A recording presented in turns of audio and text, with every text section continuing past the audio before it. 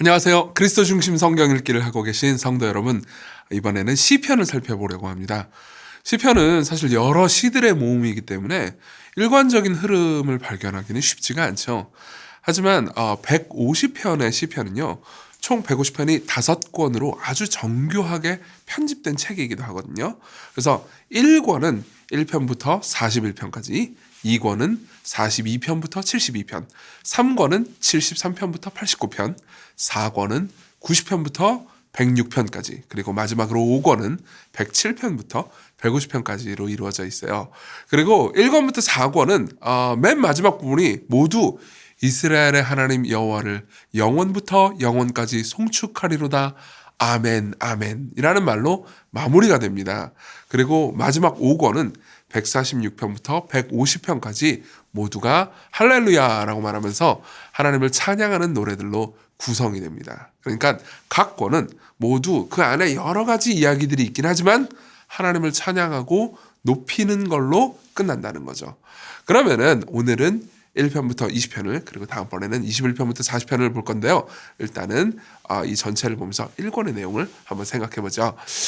우선 1편과 2편은, 시편 1편과 2편은 아주 중요합니다. 왜냐하면 1편과 2편은 150편에 이르는 시편 전체의 주제를 말해주기 때문입니다. 일단 1편은 이렇게 말해줍니다.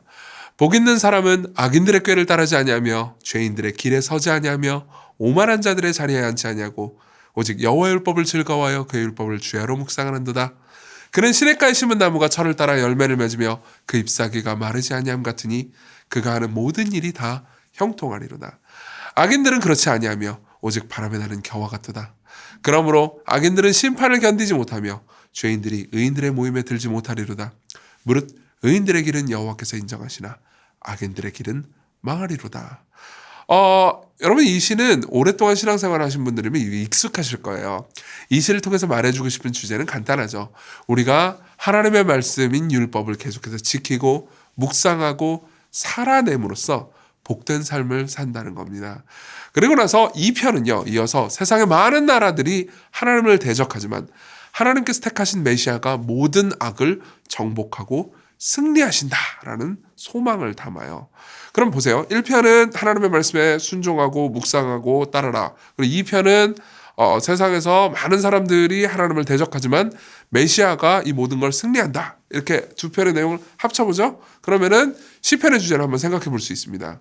세상은 악하고 하나님의 말씀을 어기면서 계속해서 하나님과 하나님의 백성들을 대적하지만 장차 오실 메시아가 세상을 이기고 승리하실 테니까 하나님의 백성은 신실하게 인내하면서 하나님의 말씀을 주야로 묵상하고 지켜야 한다.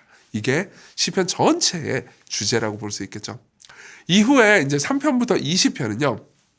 세상에서 고통과 핍박을 받는 성도들의 삶과 그리고 그 상황에서 성도들이 어떤 자세를 취해야 되는지를 말해주거든요. 그게 사실 1권의 주제이기도 해요.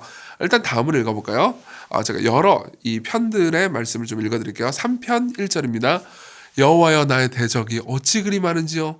일어나 나를 치는 자가 많으니이다. 우리 삶을 살다 보면 이런 느낌 들 때가 있으시죠? 그렇죠? 4편 1절 내 의의 하나님이여 내가 부를 때 응답하소서. 곤란 중에 나를 너그럽게 하셨사오니 내게 은혜를 베푸사 나의 기도를 들으소서. 그러니까 그런 환난 가운데서도 하나님께서 내가 견디고 인내하면서 승리할 수 있도록 은혜를 달라 이거죠. 5편에 보면 나의 왕 나의 하나님이여 내가 부르짖는 소리를 들으소서. 내가 주께 기도하나이다. 전부 다 어떻죠? 모두 고통 가운데서 부르짖는 성도들의 탄식을 말해주고 있습니다. 이럴 때 성도들은 어떻게 살아야 될까요? 성도들은 하나님을 신뢰하며 인내하고 기도하는 삶을 살아야 한다고 말해주는 겁니다. 계속해서 이제 시편의 내용을 좀 볼까요? 9편 1절 내가 전심으로 여호와께 감사하며 주의 모든 기이한 일들을 전하리이다. 내가 주를 기뻐하고 즐거워하며 지존하신 주의 이름을 찬송하리니. 무슨 말입니까? 내가 고통을 많이 겪어도 내가 하나님 신뢰하면서 당신의 이름을 계속 찬양할 겁니다. 이런 내용이죠.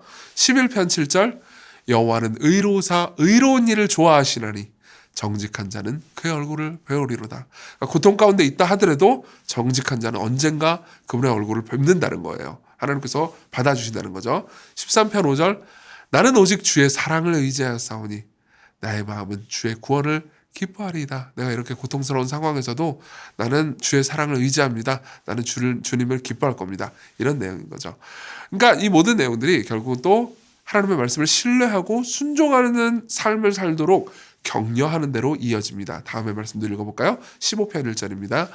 여호와여 주의 정막에 머무를 자 누구오며 주의 성산에 사는 자 누구오니까 정직하게 행하며 공의를 실천하며 그의 마음에 진실을 말하며. 그러니까 말씀 잘 지키는 사람이 하나님 앞에 선다는 거예요. 그렇죠? 17편 15절 나는 의로운 중에 주의 얼굴을 배우리니 깰 때 주의 형상으로 만족하리이다. 고통 가운데 있다 하더라도 내가 하나님의 의 앞에 하나님의 의를 따를 때 하나님 앞에 선다는 거죠. 19편 9절입니다. 10절까지 여호와를 경외하는 도는 정결하여 영원히 이르고 이 경외하는 도는 성경의 말씀, 그러니까 율법을 가리키는 거예요.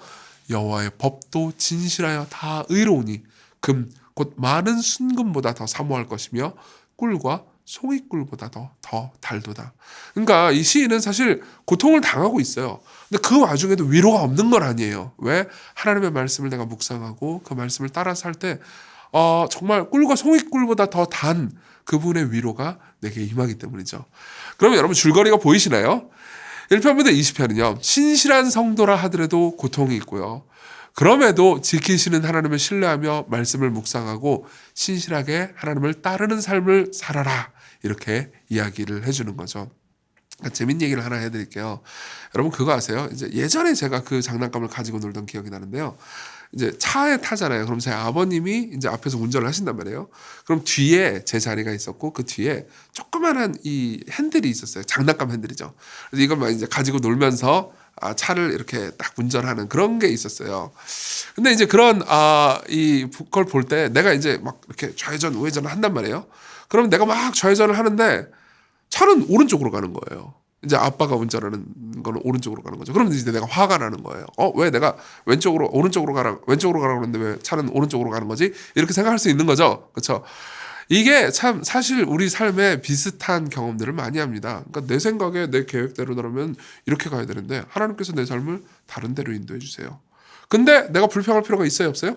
없죠. 왜냐하면 나보다 훨씬 더 지혜롭고 나를 사랑해주는 내 아버지가 나를 내 계획보다 더 좋은 대로 인도해 줄 거니까요. 그러니까 하나님을 신뢰해도 된다 이겁니다. 이게 사실 시편 전체의 어떤 의미에서 주제라고 볼 수 있어요. 어쨌든 고난을 인내하는 성도들은 승리할 겁니다. 말씀을 묵상하는 사람들은 복될 겁니다. 악인의 꾀를 따르지 아니하고 오만한 자리에 서지 않는 성도들은 결국 하나님께 버림받지 않을 겁니다. 이게 가능한 이유가 있어요. 우리는 그럼에도 불구하고 죄를 저지르잖아요. 그렇죠? 하나님의 말씀을 안 따르고 묵상하지 않은 때가 많잖아요. 근데도 불구하고 계속해서 하나님께서는 우리를 돌보시고 우리를 잘 인도해 주실 거예요. 왜요? 예수님께서 하나님의 말씀을 묵상했는데도 불구하고 버림을 받으셨기 때문입니다. 생각해보세요. 예수님은 늘 하나님의 말씀을 묵상하셨고 그분이 신약 성경에서 하신 말씀의 3분의 2는요. 구약 성경의 인용이었습니다. 그리고 구약 성경 중에서 시편을 제일 많이 인용하셨어요. 그분은 십자가에서도 시편 22편을 묵상하고 암송하고 계셨고 인용하셨죠. 그렇지만 하나님의 말씀을 묵상한 그분은 하나님께 버림받으셨습니다. 왜요? 우리가 하나님의 말씀을 지키지 않았지만 하나님께 사랑받고 받아들여지기 위해서요. 죄를 지은 우리가 하나님께 복을 받는 사람이 되게 하기 위해서요. 그분은 하나님의 말씀을 묵상했는데도 주야로 묵상했는데도 바람에 나는 겨가 되신 유일한 분이십니다. 범죄한 우리를 시냇가에 심은 나무처럼 되게 하시기 위해서요. 이 예수님을 바라보면서 고난 가운데도 인내하면서 그분을 순종합시다. 그분이 우리의 삶을 풍요롭고 복되게 하실 겁니다.